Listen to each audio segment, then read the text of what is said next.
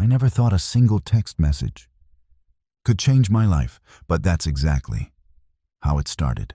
My name is Ethan, and I had been married to Sophia for 7 years. Outwardly, we were a picture-perfect couple. Our friends envied us, our families admired us, and everyone assumed we were inseparable, but appearances are deceiving. And I was about to learn that the woman I had trusted with my entire world had a secret that would shatter everything. It began on a Thursday evening. I had returned from work early, hoping to surprise Sophia with dinner. The apartment was unusually quiet. Her car was gone, and her phone lay on the grime counter. I picked it up only to see a string of messages that made my stomach drop. Sophia had been seeing someone else, a man named Justin. Not just a fleeting fling, but a full-blown affair that had been going on for months. The audacity stunned me. The man had no idea about my profession, no clue that I wasn't someone who could be deceived easily. Rage, disbelief, and heartbreak collided inside me. I didn't shout. I didn't cry. I just stared at the messages, scrolling through every detail of their hidden world. He called her my escape. She called him my thrill. And they planned meetings while I was at work. Every message was a dagger. But, strangely, I felt an eerie calm settle over me. This wasn't the moment to lose control. This was the moment to act with precision, with strategy, with moral justice. I didn't confront her immediately. Instead, I did what I always do in situations that require clarity. I observed, I analyzed, and I prepared. The man she was seeing had been careless, leaving traces of his presence, locations, and even times. It didn't take long to piece together his life outside of my wife. And the more I dug, the more I realized how utterly unprepared he was for the consequences that would come. He was arrogant, unaware, and blissfully ignorant, qualities that were about to become his undoing.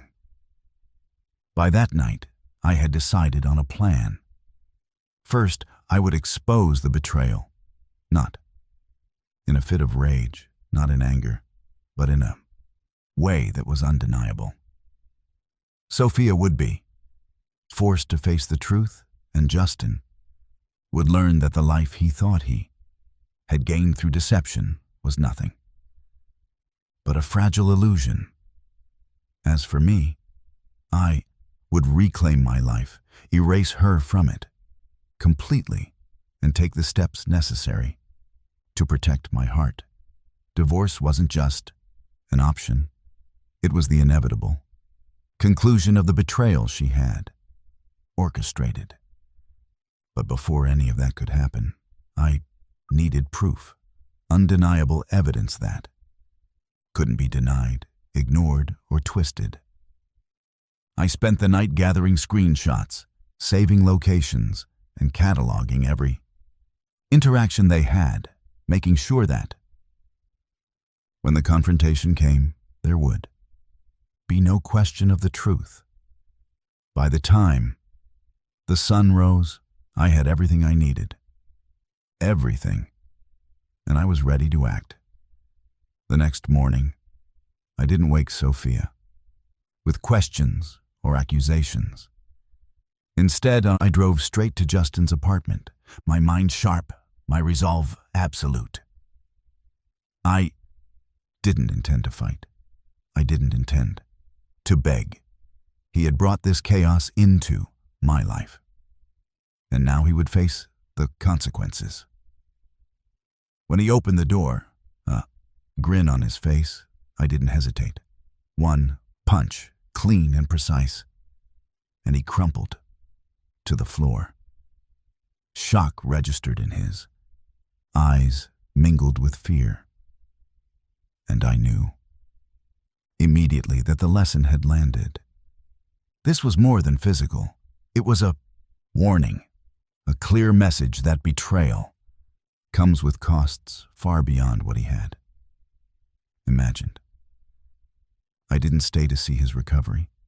I left, walking away from the chaos with a strange sense of satisfaction. The hardest part wasn't confronting him. It was knowing that the woman I had trusted, the woman I had shared my life with, had allowed herself to be complicit in this deception. Sophia was still oblivious to the fact that her world was about to unravel completely. She had underestimated me, underestimated the depth of my resolve, and that miscalculation would define everything that followed. When I returned home, I confronted her. Calmly, no shouting, no pleading, no theatrics. I simply laid out the evidence, messages, locations, details. She could no longer deny. Her face went pale, a mixture of guilt, fear, and disbelief crossing her features. She tried to explain, to justify, to rationalize, but the words fell flat. In that moment, I realized something I had known deep down. Trust, once broken, cannot simply be rebuilt. Her betrayal had crossed a line, not just morally, but emotionally, irrevocably. I left her in the living room, stunned, and called her parents. They were horrified, hurt, but ultimately grateful that the truth had been exposed. Sophia had shielded herself with lies for too long, and now the consequences were fully visible. For me, there was no discussion, no reconciliation. Divorce was no longer a threat. It was the certainty. Ghosting her from this point wasn't cruelty. It was self-preservation. The woman I had loved, the life I had envisioned, was gone. That night, I packed the essentials and left our shared apartment for the final time. Every item I touched reminded me of the trust she had destroyed, but also of the life I would now reclaim. I didn't need drama, tears, or excuses, only distance. She would realize in time that the life she had chosen came at the cost of the man she had taken for granted. I was gone, leaving only evidence, clarity, and an undeniable lesson that betrayal never remains hidden forever. I didn't look back as I drove away that night. The streets blurred under the headlights, each mile a step further from a life built on lies. I felt a mix of exhaustion, grief, and an odd sense of liberation. Sophia's betrayal had cut deep, but leaving without confrontation, without lingering in the rubble, gave me control over my own narrative. She had chosen her deception. I chose my freedom.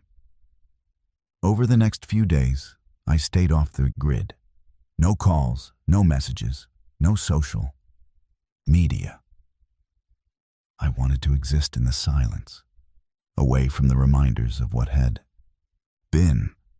My interactions with Sophia ended the moment I walked out the door, and the silence was both terrifying and healing. I knew she would eventually reach out, plead perhaps even, manipulate. But I refused to engage. Ghosting wasn't cruelty. It was survival. She had weaponized intimacy, trust, and familiarity. And now the only safe response was disappearance. In the meantime, I filed for divorce. It wasn't a decision made in anger. It was a calculated, rational step to reclaim my life legally and emotionally. The paperwork, the proceedings, all of it was a formal acknowledgement that the marriage had ended long before the ink hit the court papers. There was no reconciliation, no second chances, no room for her lies to linger. It was final. And for the first time in months, I felt clarity. Betrayal can devastate, but it also illuminates what must be left behind to survive. Weeks passed, and life continued outside the shadow of her lies. I focused on work, friends, and rebuilding routines that had been disrupted by the emotional turbulence she caused. Her name faded from daily thought, replaced by plans, ambitions, and the quiet joy of autonomy. Occasionally, I imagined her realizing the magnitude of her actions, the ruined connections, the shattered trust, the man who had walked away without drama or tears. She had believed her deceit was safe, her escape secure. But she underestimated the consequences of crossing a boundary she could never repair. Months later, I finally felt a sense of peace. The pain lingered, of course, like a shadow that visits long after the storm, but it no longer dictated my choices. Sophia and her affair were a chapter closed, a lesson seared into memory. I had confronted the betrayal, exposed the truth, and walked away, not as a victim, but as someone who refused to be defined by her mistakes. The punch, the exposure, the disappearance, the divorce, it was all part of reclaiming my story, my dignity, and my future. Standing at the edge of a new city skyline, I realized something essential. Betrayal destroys trust, but it can also forge strength. Walking away, ghosting her, leaving everything behind. It wasn't cowardice. It was self-preservation, a testament to the understanding that some people are only in your life to teach you what you cannot compromise on. And in leaving, I had gained the one thing she could never take from me: